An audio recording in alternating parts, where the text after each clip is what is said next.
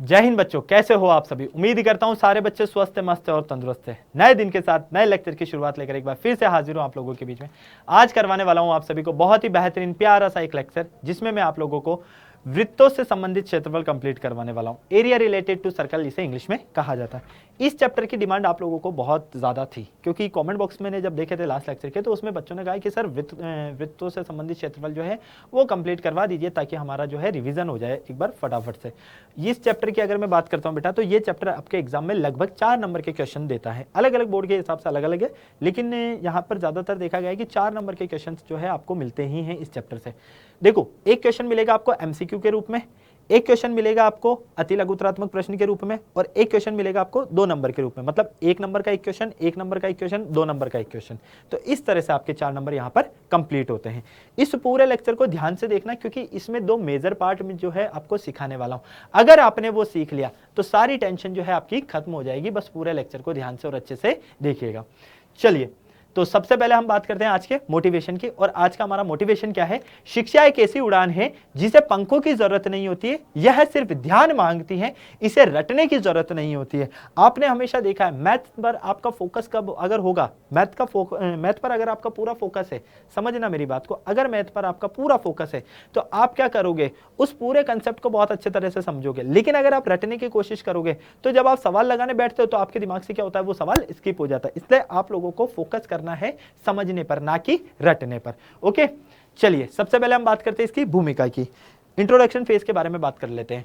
देखो, आप लोगों ने अपनी डेली लाइफ में बहुत सारी ऐसी वस्तुएं देखी होगी जो वृत्ताकार रूप में हो सकती है, जैसे चूड़ी, गाड़ी का पहिया, है ना, इसके अलावा सिक्के, और भी बहुत सारे जो वृत्ताकार पथ होते हैं, ट्रैक्स होते हैं, ये आप लोगों ने काफी सारे देखे हैं। तो इन सबका शेप कैसा होता है? वृत्ताकार होता है ना। जैसे गाड़ी का पहिया ले लो, बैलगाड़ी का पहिया ले लो, साइकिल का पहिया ले लो, ये सब कैसे होते हैं? वृत्ताकार के रूप में होते हैं। सिक्का देख लो, वृत्ताकार रूप में होता है।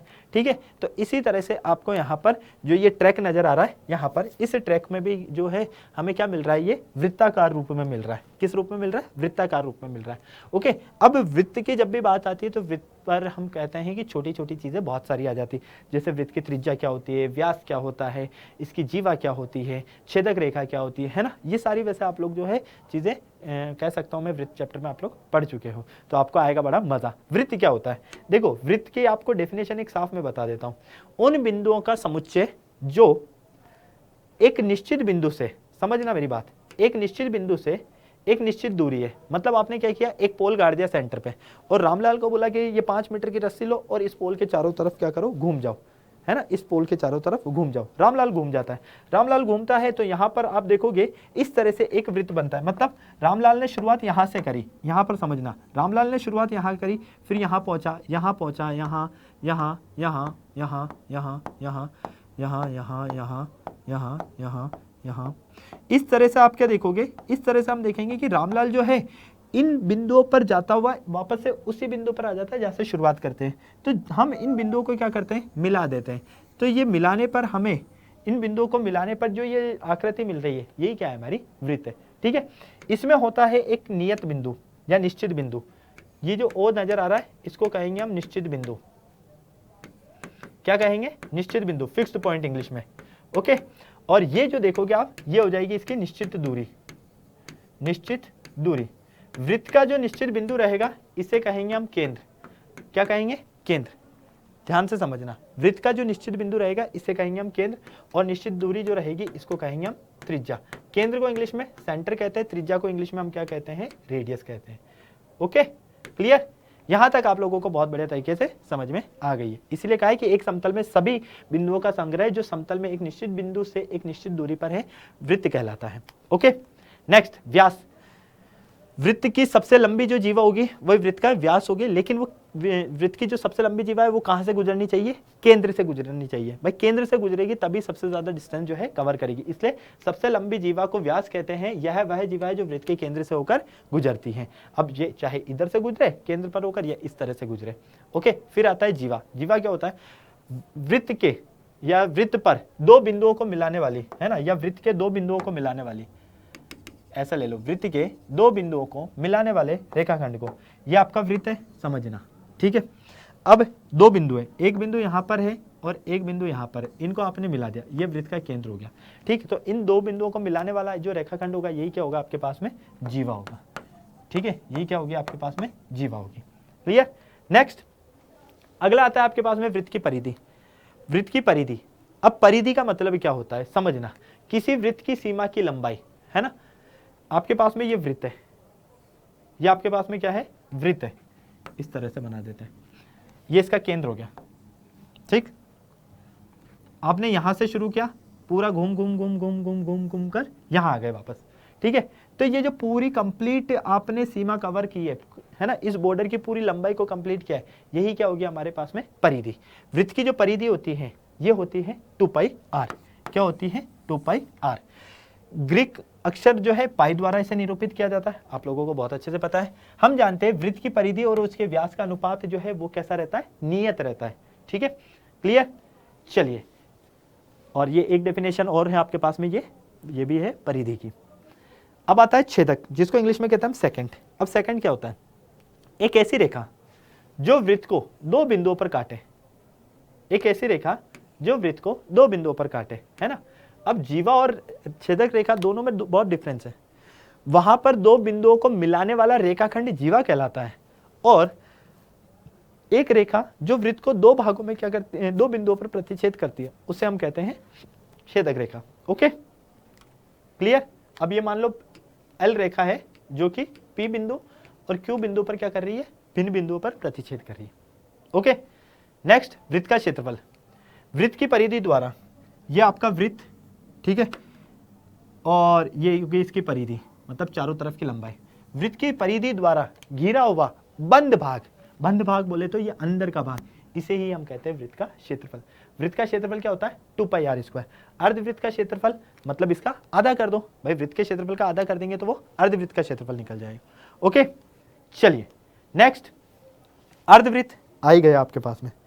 अर्धवृत्त का मतलब क्या हो गया, ये आपके पास में है पूरा वृत्त, ये आपके पास में इसका केंद्र, है ना। अब आप क्या करो, इसका कर दो आधा, क्या कर दो, इसका कर दो आधा, आपने कर दिया इसका आधा, तो ये जो आपको मिल रहा है, ये जो आपको मिल रहा है, ये हो गया आपका अर्धवृत्त। क्या हो गया, ये आपका अर्धवृत्त। ठीक है, ये हो गया इसका केंद्र। अगर मैं बात करता हूं अर्धवृत्त के केंद्र पर कितने डिग्री का कोण बनता है, तो हम कहेंगे 180 डिग्री का। क्यों, क्योंकि वृत्त के केंद्र पर, वृत्त का केंद्र कितने डिग्री का कोण बनाता है, 360 डिग्री का, है ना। तो अर्धवृत्त का केंद्र, अर्धवृत्त का केंद्र कितने डिग्री का कोण बनाएगा, बताओ भाई, आधा करेंगे ना भाई, वृत्त के केंद्र का आधा कर देंगे, तो 360/2 मतलब कि 180 डिग्री का। ओके, तो अर्धवृत्त का केंद्र कोण 180 डिग्री होता है, जो कि पूर्ण वृत्त के केंद्र कोण का आधा होता है। नेक्स्ट, यदि हम अर्धवृत्त के चाप व क्षेत्रफल की गणना करें तो अर्धवृत्त के लिए इसके मान आधे प्राप्त होते हैं। भाई वृत्त के क्षेत्रफल का आधा कर दोगे तो अर्धवृत्त का क्षेत्रफल आ जाएगा। ओके, एक चौथाई, एक चौथाई का मतलब होता है 1/4। क्या होता है, 1/4। फॉर एग्जाम्पल, ये आपके पास में एक पिज्जा है, चार दोस्त पिज्जा खाने गए, ठीक है। अब चार दोस्त पिज्जा खाने गए तो भैया चारों के हिस्से में एक एक स्लाइस आएगी ना, तो एक चौथाई भाग ही आएगा, तो ये भी एक चौथाई, ये भी एक चौथाई, ये भी एक चौथाई, ये भी एक चौथाई, है ना। तो अगर मैं सिर्फ इस भाग की बात करूं तो ये एक चौथाई भाग हो गया, कितने डिग्री का कोण बना रहा है ये, 90 डिग्री का। क्लियर। अगर मैं इस भाग की बात करता हूं तो ये भी क्या हो गया, एक चौथाई भाग हो गया, कितने डिग्री का कोण बना रहा है ये, 90 डिग्री का। क्लियर है, किसी को कोई परेशानी नहीं, किसी को कोई डाउट नहीं। तो एक चौथाई वृत्त का केंद्र कोण 90 डिग्री होता है, जो कि पूर्ण वृत्त के केंद्र कोण का चौथाई भाग होता है। भाई वृत्त का केंद्र कितने डिग्री का कोण बनाता है, 360 डिग्री का। अब इसका एक चौथाई कर दो, तो एक चौथाई करने पर कितना मिलेगा, 90 डिग्री तो मिलेगा, कितना मिलेगा, 90 डिग्री मिलेगा। ओके, क्लियर यहां तक। चलिए, अब आपके पास में कुछ फॉर्मूलाज जो है वो आपके लिए बहुत ज्यादा इंपॉर्टेंट है, इनको ध्यान से समझो। सबसे पहले हम यहां पर बात करते हैं अर्धवृत्त के लिए इनके कोण की, और एक चौथाई भाग के लिए इसके कोण की। अर्धवृत्त का कोण कितने डिग्री का होगा, 180 डिग्री का। एक चौथाई वृत्त का कोण कितने डिग्री का होगा, 90 डिग्री का। अर्धवृत्त का क्षेत्रफल वृत्त के क्षेत्रफल का आधा, एक चौथाई वृत्त का क्षेत्रफल वृत्त के क्षेत्रफल का एक चौथाई। परिमाप r π+2, r π/2+2। चाप πr और इसका πr/2। ये आपको ध्यान में रखना है ना। ये फॉर्मूला जो है छोटे छोटे से ये आपको डायरेक्ट आने चाहिए। नेक्स्ट त्रिज्यखंड, ये very very very important topic है आपका इस चैप्टर का। अभी तक जो हम पढ़ रहे थे वो तो हम पढ़ रहे थे इसका बिल्कुल बेसिक। देखो ये क्या नजर आ रहा है आप लोगों को, अगर आपसे कहा जाए तो आप कहोगे कि सर ये तो पिज्जा नजर आ रहा है हमें। बिल्कुल भाई, है ना। मुझे एक छोटी सी बात बताना, पिज्जा को जब बनाते हैं समझना, चलो आज हम पिज्जा बनाते हैं, है ना। कैसा बनता है मुझे देखकर जो है जरूर बताना, क्योंकि टेस्ट करके तो नहीं बता पाओगे, लेकिन देखकर जरूर बताना। इस पर कुछ वेजेस है मान लो, है ना। वेजेस बोले तो कुछ सब्जियां लगा रखी है, मतलब तुमने देखा है ना सामने पिज्जा, ऐसा मत बोल देना कि मैंने नहीं देखा पिज्जा, है ना, वरना बेइज्जती करवा दोगे। ओके, इस पर कुछ टॉपिंग्स भी लगी हुई है इस तरह से। ओके, अब कितने दोस्त गए पिज्जा खाने? 4 दोस्त गए भैया पिज्जा खाने। अब चारों ने पैसे मिलाए, है ना। तो भैया अब ओवन में से पिज्जा निकल कर आया इस तरह से, है ना। अब ऐसा तो है नहीं कि रोटी की तरह मुंह के बीच में दबा के खा लेंगे, सीधी सी बात है, खाएंगे तो वैसे ही। लेकिन 4 दोस्त है तो ऐसे थोड़ी कि झगड़ेंगे कि ये मेरा, है ना। तो वो क्या करते हैं, कटिंग कर देते हैं, है ना। तो इस तरह से ये पिज्जा की कटिंग हो गई। अब अगर आप बताओगे मुझे तो एक दोस्त को कितना भाग मिला, आप कहोगे कि सर 1/4। ये जो भाग है, ये भाग, इसी को कहते हैं हम यहां पर त्रिज्यखंड। ठीक है। अब त्रिज्यखंड आपके 2 तरह के होते हैं, लघु त्रिज्यखंड या दीर्घ त्रिज्यखंड। अगर मैं एक्चुअल डेफिनेशन की बात करता हूं कि डेफिनेशन क्या होती है, तो वृत्त का वह भाग जो एक चाप तथा 2 त्रिज्याओं से घिरा होता है त्रिज्यखंड कहलाता है। वृत्त का वह भाग जो 2 त्रिज्या व चाप के मध्य से घिरा होता है, 2 त्रिज्या व चाप के मध्य से घिरा होता है, उसको हम त्रिज्यखंड कहते हैं, है ना। तो 2 त्रिज्या व चाप के मध्य घिरा हुआ क्षेत्रफल त्रिज्यखंड कहलाता है। ओके, चलिए, तो ये आपका हो गया वृत्त, क्लियर। और ये हो गया इसका केंद्र। और मान लो ये चाप काट दिया जाता है, काट दिया चाप, ये चाप हो गया AB, है ना। तो अब यहां से हम इन 2 बिंदुओं को मिला देते हैं, तो ये कोण कितने डिग्री का बनेगा, थीटा, क्लियर।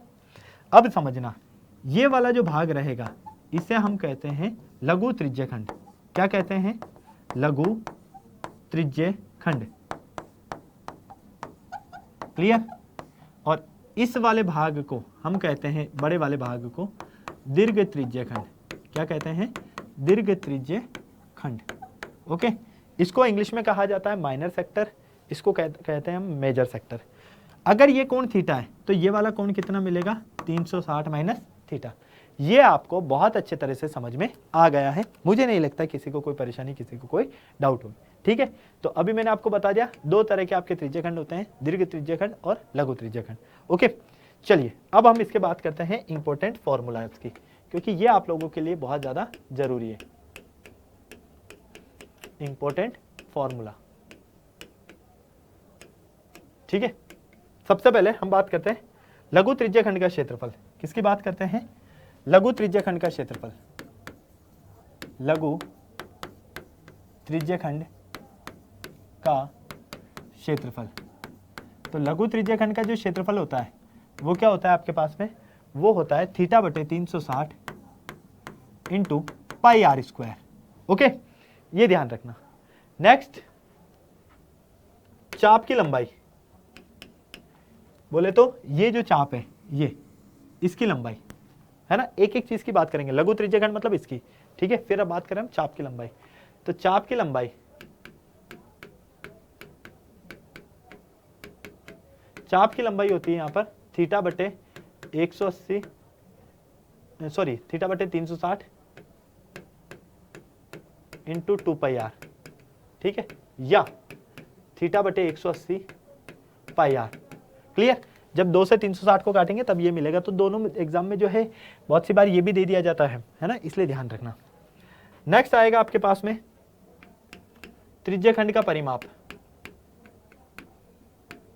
त्रिज्यखंड का परिमाप, तो त्रिज्यखंड का परिमाप जो है वो होता है थीटा बटे 180 और into pi r plus 2r। Okay, चलिए और बात कर लेते हैं कोण। कोण बराबर होता है चाप की लंबाई बटे त्रिज्या। कोण बराबर क्या होता है, चाप की लंबाई बटे त्रिज्या। ठीक है, क्लियर। अब कोण को हम डिनोट करते हैं थीटा से। किससे डिनोट करते हैं, थीटा से। तो थीटा बराबर स्मॉल एल अपॉन आर हो जाएगा।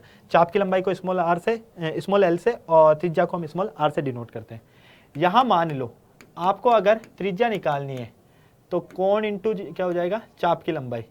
ओके, सॉरी, स्मॉल आर निकालना है ना, त्रिज्या निकालनी है, तो ये हो जाएगा थीटा अपॉन स्मॉल एल। और अगर आपको स्मॉल एल बोले तो चाप की लंबाई निकालना है, तो ये हो जाएगा थीटा इंटू त्रिज्या। ये फॉर्मूलाज आपको ध्यान रखने हैं। अब देखो सारी चीजें आपको यहां पर मिल चुकी है। बात करते हैं अब दीर्घ त्रिज्यखंड के क्षेत्रफल की। तो दीर्घ त्रिज्यखंड का क्षेत्रफल क्या होता है, दीर्घ त्रिज्यखंड का क्षेत्रफल। दीर्घ त्रिज्यखंड का क्षेत्रफल निकालने के लिए क्या करोगे, ये जो आपके पास में पूरे वृत्त का क्षेत्रफल है, भाई ये पूरा वृत्त है ना, इसके क्षेत्रफल में से लघु त्रिज्यखंड के क्षेत्रफल को माइनस कर दो। ठीक, तो हम करेंगे यहां पर वृत्त का क्षेत्रफल, वृत्त का क्षेत्रफल माइनस लघु त्रिज्यखंड का क्षेत्रफल, लघु त्रिज्यखंड का क्षेत्रफल। ओके, क्लियर है। इस तरह से हम इसे सॉल्व करते हैं। यहां तक क्लियर, किसी को कोई डाउट नहीं, कोई परेशानी नहीं। चलिए अब बात करते हैं वृत्तखंड का क्षेत्रफल। अब पहले तो आपको पता होना चाहिए कि वृत्तखंड क्या होता है। देखो ये आपके पास में वृत्त है ना, ये क्या है, वृत्त है, और ये हो गया इसका केंद्र, ये हो गया इसका चाप। क्या हो गया, चाप हो गया। जब मैं वृत्त के चाप और दो त्रिज्याओं से कोई भाग गिरा है तो उसको कहते हैं हम त्रिज्यखंड, है ना। तो जो चाप यहां पर आपको नजर आ रहा है, अगर इन चाप के दो बिंदुओं को मैं मिला देता हूं इस तरह से, तो इसमें क्या हो गई आपके पास में एक जीवा। ठीक है, तो ये वाला जो भाग रहेगा भाई, इसी को कहेंगे हम लघु वृत्तखंड, लघु वृत्तखंड। ठीक, और ये जो बड़ा वाला भाग है इसको कहेंगे हम दीर्घ वृत्तखंड। क्या कहेंगे, दीर्घ वृत्तखंड। अगर मैं इसकी एक्चुअल डेफिनेशन की बात करता हूं तो एक्चुअल डेफिनेशन होती है इसकी कि वृत्त के जीवा तथा चाप के मध्य का क्षेत्रफल, जीवा तथा चाप के मध्य का क्षेत्रफल वृत्तखंड कहलाता है। यदि जीवा के साथ छोटा चाप लिया जाता है तो वो होगा लघु वृत्तखंड, यदि जीवा के साथ बड़ा वाला भाग लिया जाता है तो वो होगा दीर्घ वृत्तखंड। इतना सा आपको ध्यान रखना है, और आई होप ये आपको बहुत अच्छे से समझ में आ गया होगा। ठीक है, इसमें भी हम इंपॉर्टेंट फॉर्मूला की बात करेंगे, क्योंकि ये जो चैप्टर है सिर्फ और सिर्फ फॉर्मूला बेस्ड चैप्टर है। अगर आपको फॉर्मूला आता है तो चुटकियों का काम है। ओके, चलिए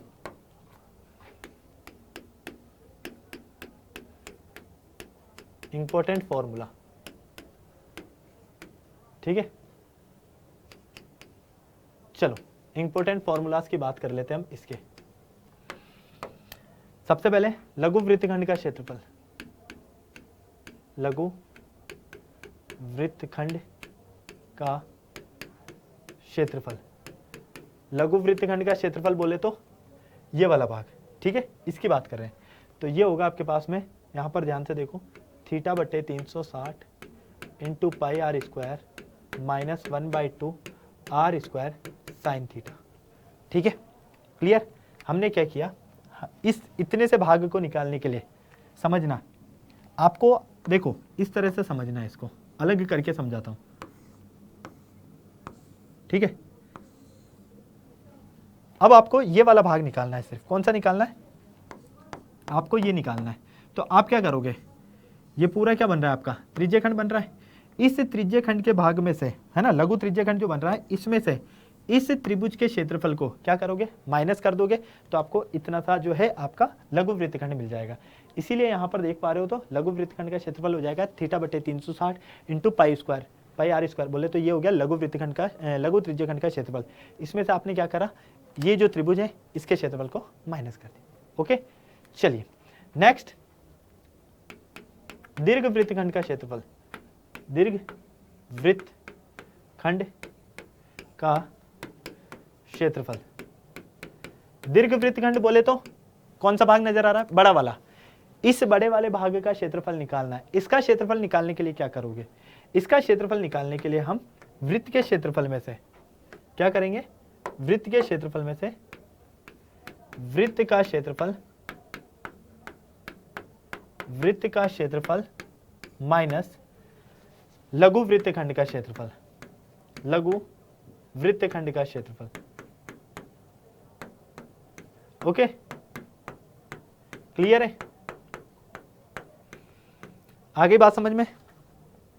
किसी को कोई दिक्कत, किसी को कोई परेशानी नहीं रही?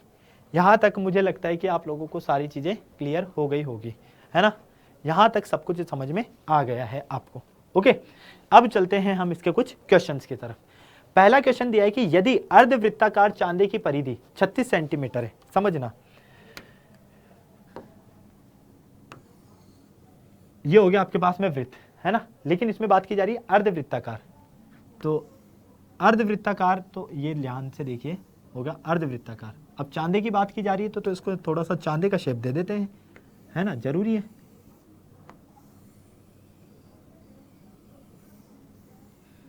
क्लियर? ये अर्धवृत्ताकार चांदा हो गया। इसकी परिधि बोले तो ये, ठीक है?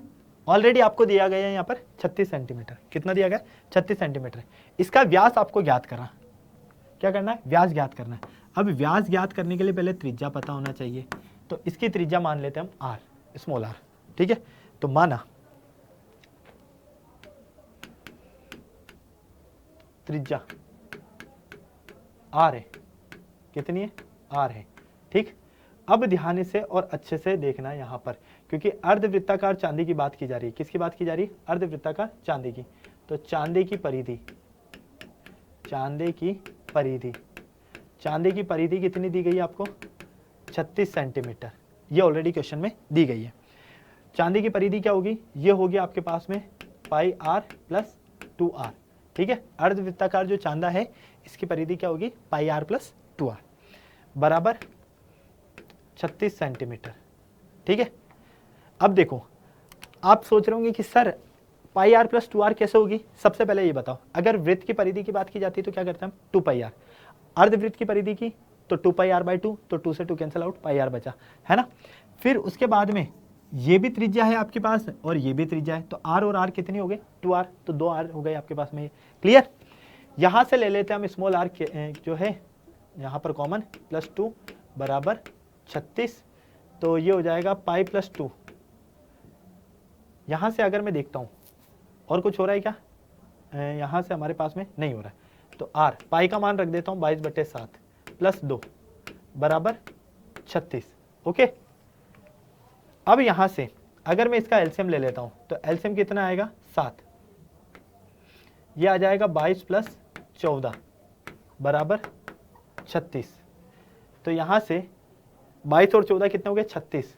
तो 36r/7 बराबर 36। 36 से हो गया 36 आपका कैंसिल आउट, तो r/7 बराबर 1 मिलेगा। तो r बराबर कितना मिला? 7 सेंटीमीटर। तो चांदी की जो त्रिज्या आई वो कितनी आई? 7 सेंटीमीटर। आपको क्या निकालना है? व्यास। तो चांदे का व्यास, अर्धवृत्ताकार चांदे का व्यास, अर्धवृत्ताकार चांदे का व्यास, अर्धवृत्ताकार चांदे का व्यास कितना हो जाएगा आपके पास में? ये हो जाएगा 2r, तो 2 इंटू आर का मान 7, तो ये हो जाएगा आपके पास में 14 सेंटीमीटर। इस तरह से हम इसे सॉल्व करते हैं। अब बताइए, यहां तक सारी चीजें क्लियर? मुझे नहीं लगता किसी को कोई परेशानी है, किसी को कोई डाउट रहा होगा। नेक्स्ट, एक 6 सेंटीमीटर त्रिज्या वाले त्रिज्यखंड का क्षेत्रफल निकालना है। अब त्रिज्यखंड की बात हो रही है तो सबसे पहले त्रिज्यखंड देख लेते हैं। ये आपका वृत्त हो गया, ये इसका केंद्र हो गया। हमने क्या कहा है त्रिज्यखंड के लिए? हमने ये कहा है कि एक चाप और 2 त्रिज्याओं से घिरा हुआ भाग क्या कहलाता है? आपका त्रिज्यखंड, ठीक है? त्रिज्यखंड का क्षेत्रफल निकालना है, परिमाप आपको ज्ञात करना है ना? अब ध्यान से देखो, त्रिज्यखंड का कोण कितना है? 60 डिग्री। मतलब ये जो थीटा दिया गया है ये है आपके पास में 60 डिग्री, ठीक? चलो बहुत बढ़िया। और एक आपको क्षेत्रफल और परिमाप, इन दो की बात करनी है। यहाँ पर मैं अंडरलाइन कर देता हूँ, क्षेत्रफल और परिमाप, ठीक है? तो ध्यान से देखिए, यहाँ से त्रिज्या कितनी है आपके पास में? 6 सेंटीमीटर, ठीक है? कोण बोले तो थीटा, कितना है 60 डिग्री। ओके रिपोर्ट, कोई दिक्कत कोई परेशानी नहीं। चलिए तो यहां से देखते हैं त्रिज्य खंड का क्षेत्रफल। त्रिज्य खंड का क्षेत्रफल, तो त्रिज्य खंड का क्षेत्रफल कितना आ जाएगा, ये होता है आपके पास में थीटा बटे 360 into pi r square. Theta का मान कितना 60 बटे 360 इंटू पाई का मान जब तक नहीं दिया जाए तब तक आप 22/7 या 3.14 में से कुछ भी रख सकते हो। आर का मान कितना है 6 इंटू 6। ठीक, ये कट गया 6 बार, 6 से कट गया ये 6, तो फाइनली 132/7 सेंटीमीटर स्क्वायर। ये आपके पास में आ गया त्रिज्य खंड का क्षेत्रफल। आपको क्या करना है, परिमाप निकालना है ना। तो त्रिज्य खंड का परिमाप, त्रिज्य खंड का परिमाप, त्रिज्य खंड का जो परिमाप है वो होगा आपके पास में 2 गुणा त्रिज्या प्लस चाप की लंबाई। ठीक है, अब आप लोगों को मैंने स्टार्टिंग में चाप की लंबाई बताया था, यहां पर ध्यान हो तो त्रिज्य खंड का परिमाप क्या होता है आपके पास में, ये रहा सीधा सा। अगर आप देखोगे तो 2r है ना, प्लस ये क्या होगा चाप की लंबाई थीटा बटे 180 इंटू पाई आर। ठीक है, तो देखो यहाँ पर फाइनली ये क्या बन रहा है 2r प्लस थीटा बटे 180 इंटू पाई आर, ये आपको मिल रहा है। चलिए अब आपको कुछ नहीं करना है, इसी वैल्यू को सही तरह से यूटिलाइज करना है। तो 2 इंटू 6 प्लस थीटा का मान 60 बटे 180 इंटू पाई का मान 22/7 और आर का मान कितना 6। कैंसल आउट जो हो रहा है उसको कैंसल आउट कर दो और सॉल्व कर लो। तो इस पूरे को सॉल्व करने पर त्रिज्य खंड का परिमाप, त्रिज्य खंड का परिमाप, इसको सॉल्व करने पर लगभग 18.28 सेंटीमीटर लगभग लिख देता हूं मैं, है ना। चेक कर लेना एक बार क्रॉस। ये लो भाई, यही आपको करना है, इसके अलावा कुछ नहीं करना है। ओके क्लियर है। चलिए इसके आगे चलते हैं। अब देखो आपको ऐसा भी क्वेश्चन मिल सकता है कि एक ही में सब कुछ पूछ लिया जाए, है ना। ये आपको मैं होमवर्क दूंगा, लेकिन मैं बता देता हूं क्या करना है। 21 सेंटीमीटर त्रिज्या वाले वृत्त का एक चाप केंद्र पर 60 डिग्री का, मतलब कि कोण बोले तो थीटा, थीटा की वैल्यू कितनी है 60 डिग्री। ठीक, त्रिज्या, त्रिज्या बोले तो स्मॉल आर कितनी है 21 सेंटीमीटर, है ना। चाप की लंबाई, अब देखो आपको चाप की लंबाई का फॉर्मूला पता है थीटा बटे 360 इंटू 2 पाई आर या थीटा बटे 180 इंटू पाई आर। ठीक है, इस फॉर्मूले में वैल्यू को पुट कर देना है। क्लियर। त्रिज्य खंड का क्षेत्रफल क्या होगा आपके पास में, ये हो जाएगा आपके पास में थीटा बटे 360 इंटू पाई आर स्क्वायर। जब तक आप लोगों को दीर्घ त्रिज्य खंड नहीं दिया जाए तब तक आप ये सोच लेना लघु त्रिज्य खंड की ही बात की जा रही है यहां पर। ओके, फिर अब आपको लघु वृत्तखंड का क्षेत्रफल और दीर्घ वृत्तखंड का क्षेत्रफल ये निकाल लेना है। अब लघु वृत्तखंड का क्षेत्रफल निकालने के लिए आपको फॉर्मूला मैंने ऑलरेडी बताया। लघु वृत्तखंड का क्षेत्रफल का फॉर्मूला देखो ध्यान से, लघु वृत्तखंड के क्षेत्रफल का फॉर्मूला ये रहा। ठीक है, अब यहां से जो आंसर आएगा, है ना, इसको माइनस कर देना किससे, वृत्त के क्षेत्रफल में से, तो दीर्घ वृत्तखंड का क्षेत्रफल आ जाएगा। इतनी सी बात आपको समझनी है और कुछ नहीं करना है। क्लियर है। फॉर्मूला बेस्ड चैप्टर है, कुछ भी ज्यादा नहीं है। सिर्फ इस चैप्टर में जितनी ज्यादा क्वेश्चंस की प्रैक्टिस करोगे उतना ज्यादा आपको कॉन्फिडेंस आएगा, उतना ज्यादा आपको मजा आएगा। तो आई होप ये पूरा लेक्चर आप लोगों को बहुत अच्छे से और मजे से समझ में आया होगा। तो थैंक यू सो मच। ठीक है, कमेंट बॉक्स में मुझे ज़रूर बताइएगा आज का ये सेशन हमारा कैसा लगा आप लोगों को। इसके अलावा आप लोग कमेंट बॉक्स में मुझे ये भी बताना कि नेक्स्ट कौन से चैप्टर का आप लोग जो है 30 मिनट्स में रिवीजन करना चाहते हैं। अगर सेशन को आप लोगों ने लाइक नहीं किया तो सेशन को लाइक कीजिएगा, दोस्तों के साथ शेयर करना बिल्कुल नहीं भूलिएगा, है ना। तो इसी तरह से हम 30 मिनट्स में जो है सारा हमारा कवर अप कर लेंगे पूरे रिवीजन का। इसके अलावा एक चीज़ और है, इस चैप्टर से रिलेटेड आपको होमवर्क भी दिया गया है।